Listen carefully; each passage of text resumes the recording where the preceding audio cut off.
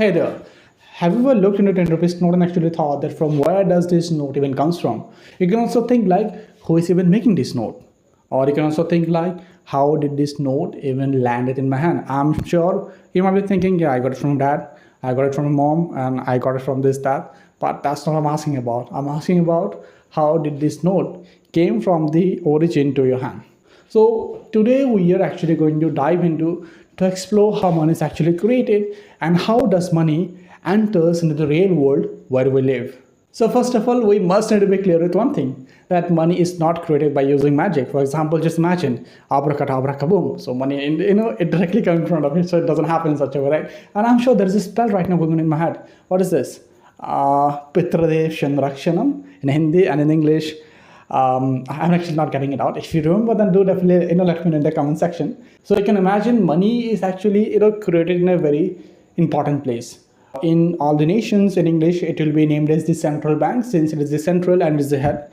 In India, it has a specific name. It is the RBI, means the Reserve Bank of India. So you can imagine RBI to be like the super printer.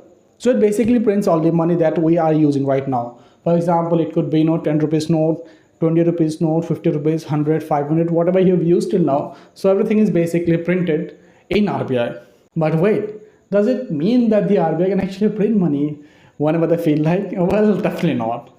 They have to first of all cross check like a lot of things, and then they have to check whether the nation actually needs more money or not in the system. And that's where further they can actually decide whether we need to print new money or not.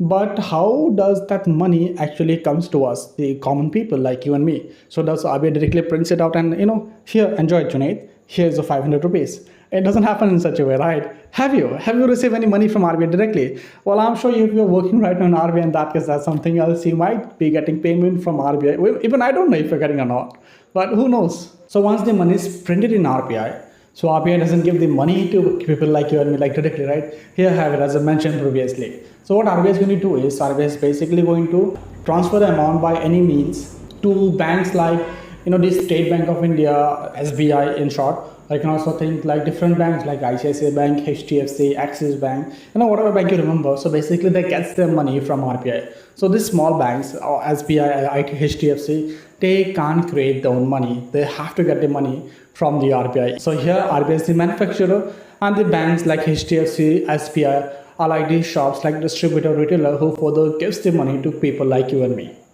So now it gets like, when people like you and me goes to the bank, so we have like different requirement, right? Somebody wants to get money from the bank. Somebody wants to keep their money in the bank for any extra reason. For example, you want to take your money, which is already in your bank. So you can take it out, or else, if you're planning to start a business, or if you want to go for a higher education, maybe into any XYZ country or into any XYZ university. So you need a small, chunk of money. And that's where banks help you to give loans.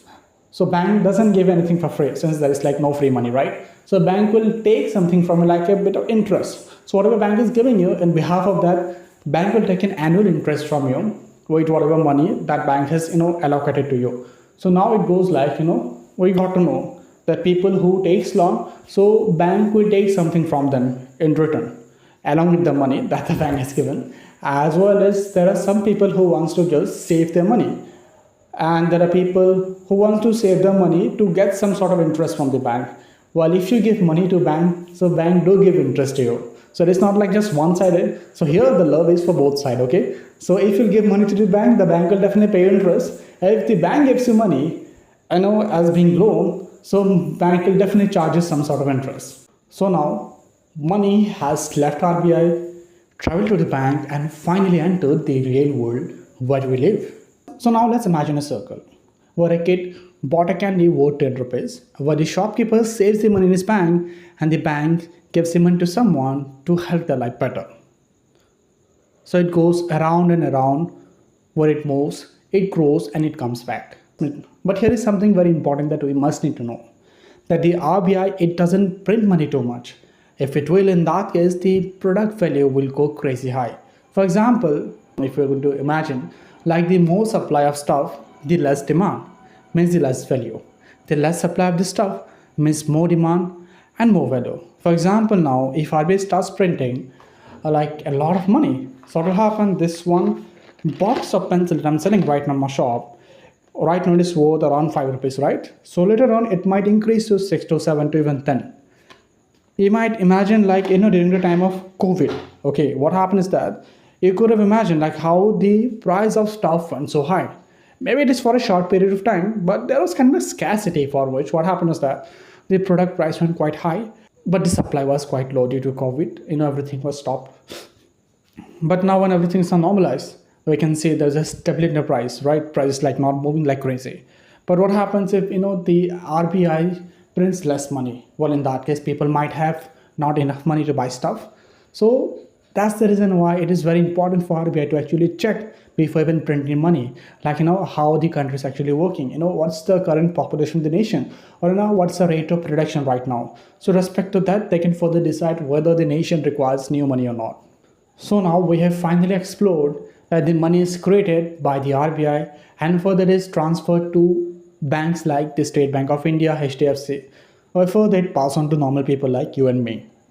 So money is not just a piece of paper, it is a part of a big system where everything is connected. And that's what for now. I hope you like this video, and I hope that this video is actually informative for you. So if you want to know more about money and economy, then do follow this one channel, The BG Stories, and I hope to see you in my next video.